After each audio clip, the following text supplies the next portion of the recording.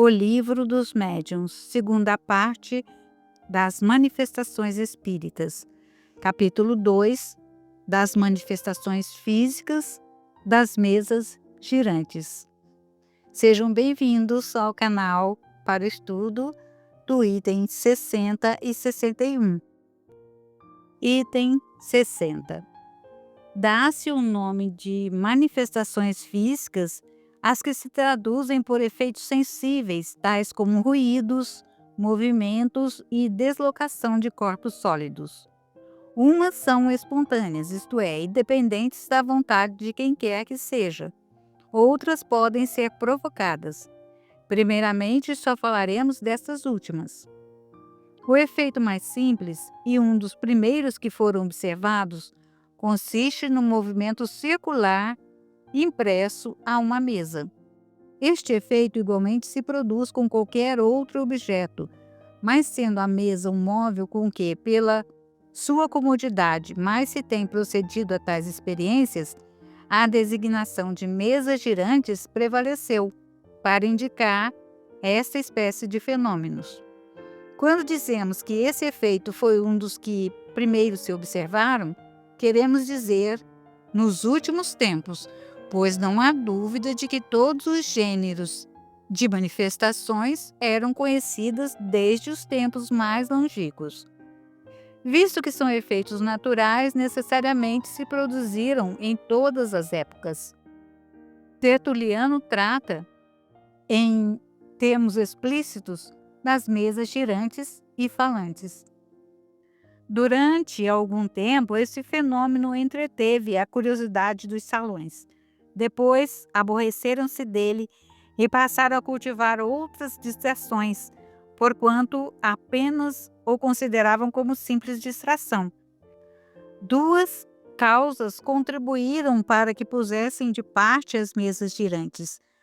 Pelo que toca à gente frívola, a causa foi a moda, que não lhe permite conservar por 2 invernos seguidos o mesmo divertimento, mas que, no entanto, consentiu que em 3 ou 4 predominasse o de que tratamos, coisa que a tal gente deve ter parecido prodigiosa.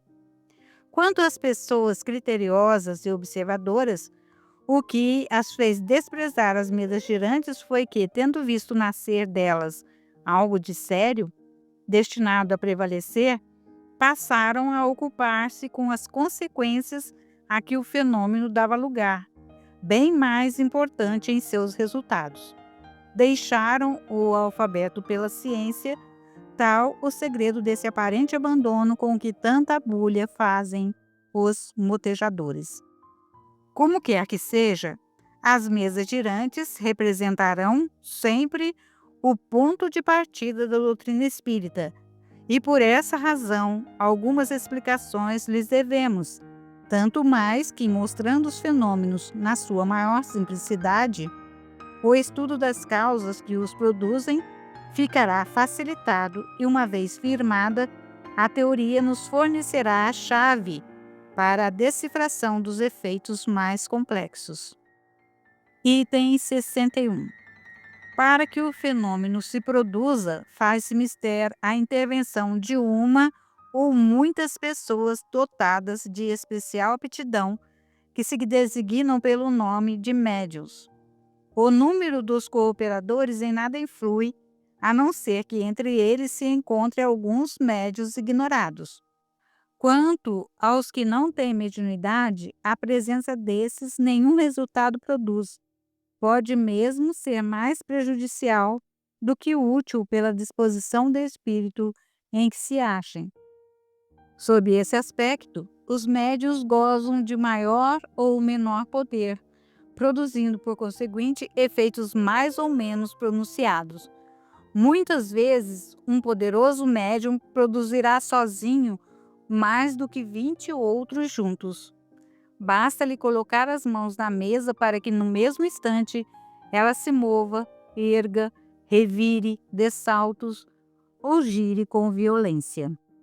Vejamos então o comentário do Espírito Miramês sobre esses itens 60 e 61. As manifestações físicas remontam a eras distantes. Muitos filósofos e escritores do passado as conheciam, tendo certeza de que eram apenas efeitos de uma causa escondida aos seus olhos materiais. Alguns dos grandes políticos e imperadores do passado usavam desses meios para se orientarem.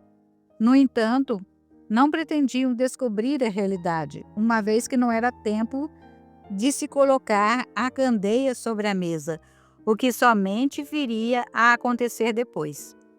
Tertuliano, doutor da Igreja, sentia-se fascinado por esses fenômenos que considerava meios de se comunicar com as almas e poder igualmente falar com os anjos. Ele era considerado como herege, no entanto, se mostrava como um gênio pelo que falava e escrevia. Era um médium de grande potencial, acostumado a ouvir as pancadas de espíritos que o acompanhavam.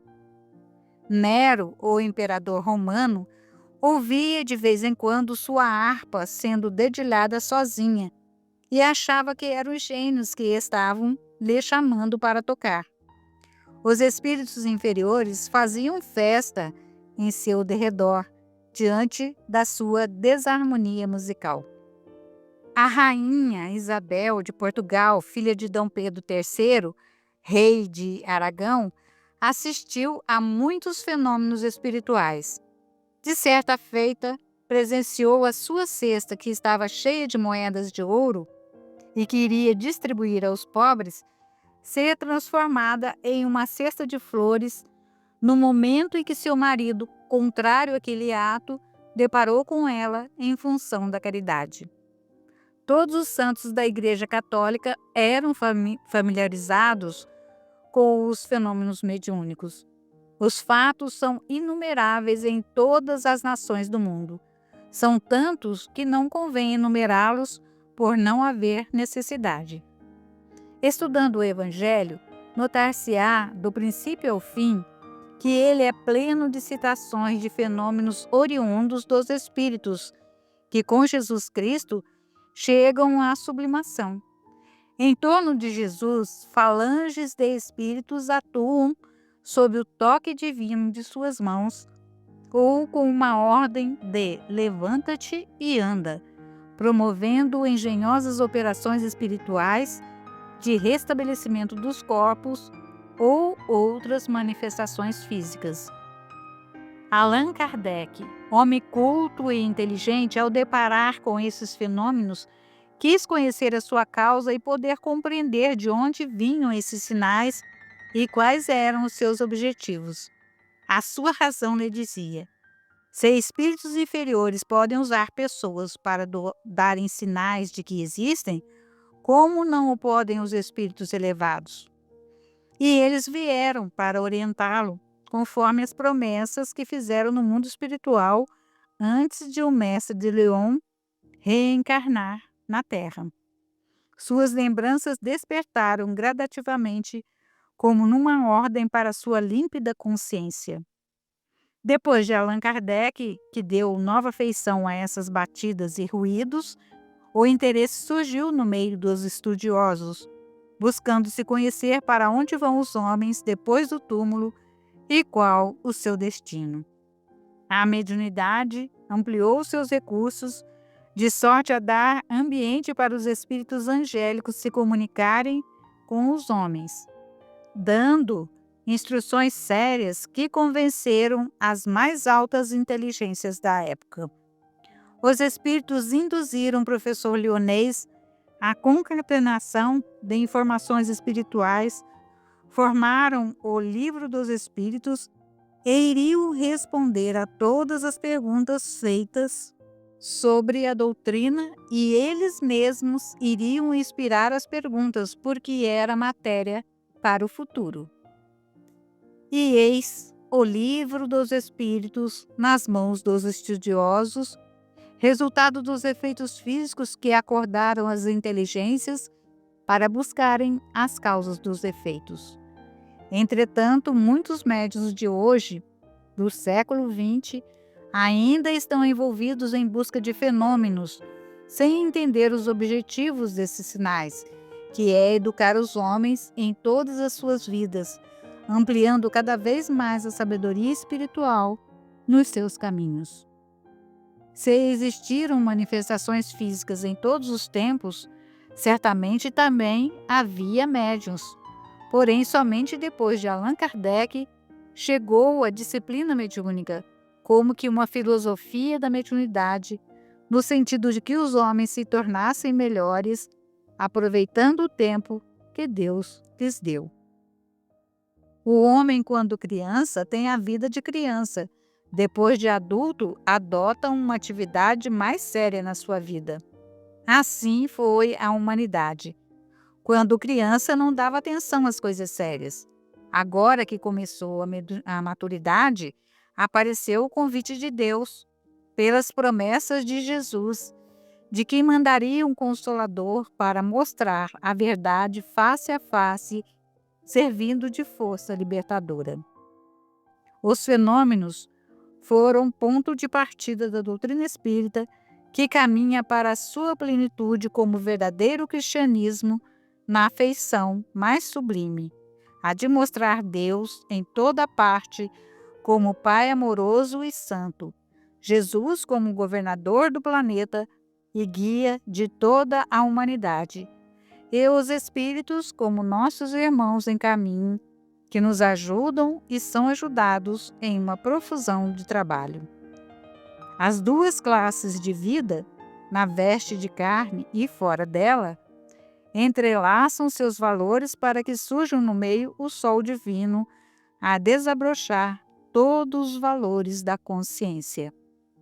Ouve-se então a voz do Cristo no centro da consciência a dizer: toma a tua cruz e segue-me, que eu te conduzirei à verdadeira libertação.